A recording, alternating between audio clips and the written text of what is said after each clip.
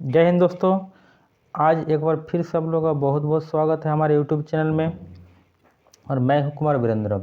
आज के वीडियो में हम लोग पढ़ने वाले हैं भारत में चुनाव सुधार या भारत में चुनाव प्रक्रिया में सुधार के कुछ सुझाव। ठीक है, यह क्लास 11 के जो पॉलिटिकल साइंस के विद्यार्थी है उसके लिए बहुत ही उपयोगी है और चैप्टर 3 में है। इसके अलावा ये बहुत सारे एग्ज़ाम में आते हैं, इसलिए 100% फॉर ऑल एग्ज़ाम यहाँ पर लिखा हुआ है। ठीक है, चलिए आगे बढ़ते हैं। इसमें प्रश्न आते हैं, भारतीय निर्वाचन प्रणाली में कुछ सुधार के कुछ सुझाव दीजिए। आईएएस परीक्षा के लिए भी बहुत उपयोगी है, यूपीएससी के लिए भी उपयोगी है, जेपीएससी भी में भी पूछता है। ठीक है, चलिए आगे बढ़ते हैं, शुरू करते हैं वीडियो को। इससे पहले जो नए लोग हैं हमारे चैनल को सब्सक्राइब कीजिए और दोस्तों में शेयर कीजिए। तो जानते हैं, भारतीय निर्वाचन प्रणाली में यदि सुधार नहीं किया गया तो संसार की इस बड़े लोकतंत्र, कहने का मतलब है भारत का लोकतंत्र संसार का सबसे बड़ा लोकतंत्र है, को असफलता की ओर ले जाएगी। ठीक है, चुनाव प्रक्रिया में सुधार नहीं किया गया तो हमारे जो बड़ा लोकतंत्र है विश्व का उसको असफलता की ओर ले जाएगा। ठीक है, इसमें सुधार का जो कुछ बिंदु है वो निम्नलिखित है। ठीक है, सबसे पहला नंबर पर धन की भूमिका पर रोक। ठीक है, निर्वाचन में खर्च किए जाने वाले काले धन का प्रयोग पर रोक लगाई जानी चाहिए। दोस्तों, अभी चुनाव का समय है, झारखंड में, महाराष्ट्र में देख रहे हैं कि धन का किस प्रकार से दुरुपयोग हो रहा है। राजनीतिक दलों को ही निर्वाचन प्रचार में किए गए खर्च का ब्यौरा देने के लिए कानून बनाया जाना चाहिए। ठीक है, और यह बारीकी से बहुत जांच पड़ताल होनी चाहिए कि कौन सा राजनीतिक दल कितना धन कहां पर खर्च कर रहा है, काले धन का कहां पर खपत कर रहा है, जनताओं को किस तरह से धन के बल पर अपनी ओर खींच रहा है। ठीक है, तो धन की भूमिका पर रोक लगानी चाहिए। हर एक राजनीतिक दल क्या करते हैं ना, धन खर्चा करते हैं, पैसा खर्चा करते हैं, मतदाताओं को अपनी ओर खींचने के लिए खरीद फरोख्त करते हैं। तो धन की भूमिका पर रोक जरूर से जरूर लगना चाहिए, तभी हमारा लोकतंत्र सुदृढ़ और मजबूत बनेगा। ठीक है, दूसरा नंबर पर सत्ता दल द्वारा सरकारी शक्ति का दुरुपयोग पर रोक। ठीक है, बहुत बार ऐसा देखा गया है जो सत्ताधारी दल है उसी का मुख्यमंत्री रहता है या प्रधानमंत्री रहता है। ऐसे नियम बनाए जाने चाहिए कि सत्ता दल निर्वाचन के समय अपने पद का दुरुपयोग न कर सके। ठीक है, यदि कोई मान लीजिए कि मुख्यमंत्री है तो चुनाव प्रचार उसको नहीं करना चाहिए या सरकारी मशीनरी का प्रयोग नहीं करना चाहिए। निर्वाचन से पहले सबसे बढ़िया होगा कि सभी राज्यों में राज्यपाल का शासन लागू कर देना चाहिए। ठीक है, अगर राज्यपाल शासन लागू हो गया तो मंत्री और नेता का जो है बहुत सारे शक्तियों पर अंकुश लग जाएगा। ठीक है, इस तरह से हमारा जो निर्वाचन प्रक्रिया में एक कमी है वो दूर हो जाएगा। ठीक है, तीसरा नंबर पर मतदाताओं के लिए परिचय पत्र। ठीक है, गौर करने वाले विषय है। यदि हो सके तो मतदाताओं को परिचय पत्र दिए जाएं, जिससे जाली वोटों की संभावना समाप्त हो जाएगा। ऐसे जानकारी के लिए आप लोग बता दें कि आजकल प्रत्येक मतदाता का परिचय पत्र बना हुआ है। ठीक है, और परिचय पत्र को आधार से लिंक करना चाहिए। ठीक है, आधार लिंक हो जाएगा तो उसका परिचय पत्र लेकर के दूसरा कोई वोट नहीं दे सकता है। ठीक है, ये बहुत ही एक कारगर सुझाव है कि परिचय पत्र को आधार कार्ड से लिंक कर देना चाहिए। ठीक है, चौथा नंबर पर जनता में जागरूकता पैदा करना। ठीक है, निर्वाचन प्रणाली में सुधार लाने के लिए चाहे कितने भी कानून बना दिए जाए पर उसे उस समय तक लाभ नहीं हो सकता जब तक जनता इसके बारे में जागरूक न हो। ठीक है, जब तक जनता जागरूक नहीं होगा कानून का कोई फायदा नहीं होता है। इसलिए जनता में जागरूकता पैदा करना बहुत ज़रूरी है। जब जनता जागरूक हो जाएगी तो मतदान के सभी दोष धीरे धीरे दूर होते चले जाएंगे। ठीक है, कोई धन के लोभ पर नहीं आएंगे, आपराधिक छवि वाले नेता को भी नहीं चुनेंगे, जब जनता जागरूक हो जाएंगे, ठीक है। और किस दल का क्या एजेंडा है ये भी जान जाएंगे जागरूकता के आधार पर।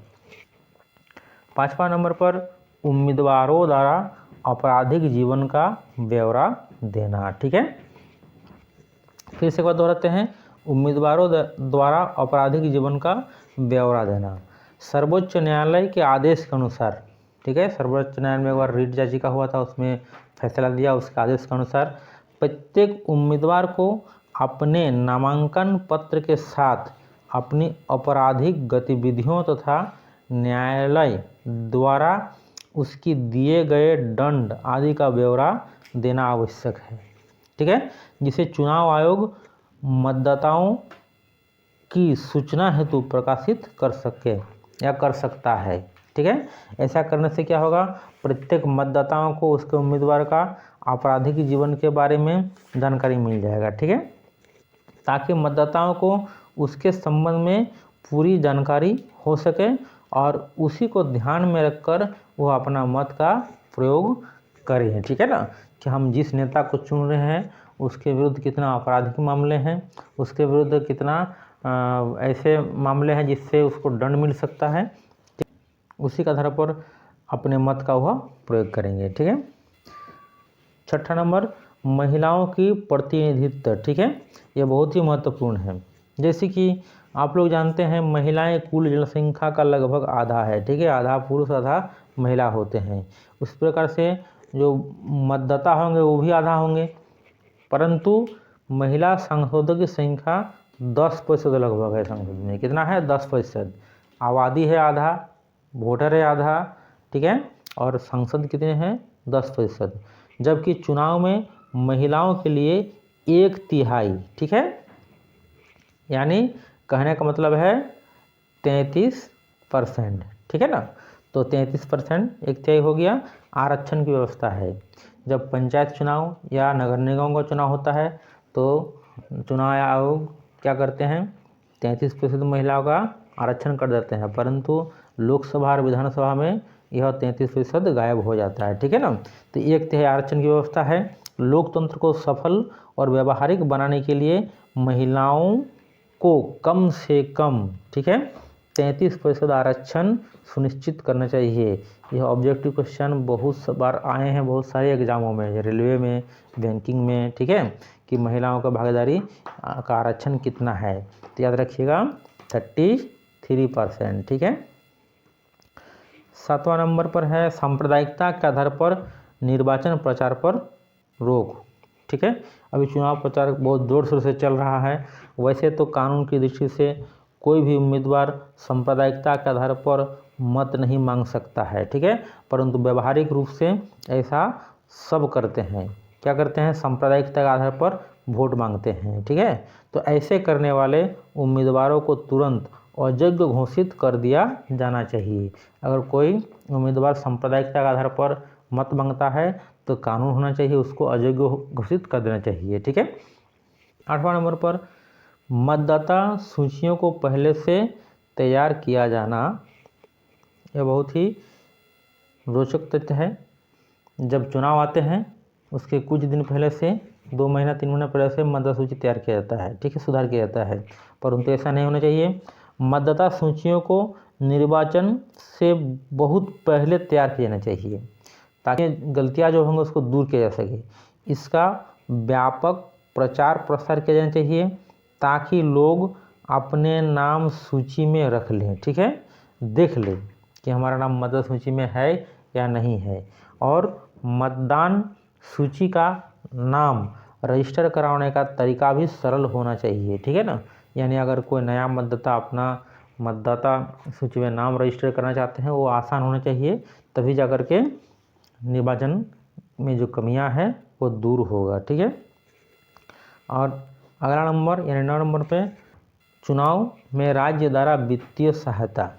सुनने में थोड़ा अटपटा सा लग रहा है लेकिन यह बहुत ही रोचक है, जानकारी वाला तथ्य है। चुनाव में धन की भूमिका के बारे में आप लोग सबको पता है, ठीक है। तो धन की भूमिका पर प्रतिबंध लगाने का एक तरीका यह है कि चुनाव खर्च को राज्य द्वारा सहन किया जाना चाहिए। राज्य द्वारा मतलब सरकार के द्वारा सहन किया जाना चाहिए, ठीक है ना। तो राज्य क्या करेंगे, जितने उम्मीदवार होंगे सबको समान समान चुनाव खर्च देंगे। इससे उम्मीदवारों को चुनाव के लिए भ्रष्ट तरीके से धन इकट्ठा करने की आवश्यकता नहीं होंगे, ठीक है ना।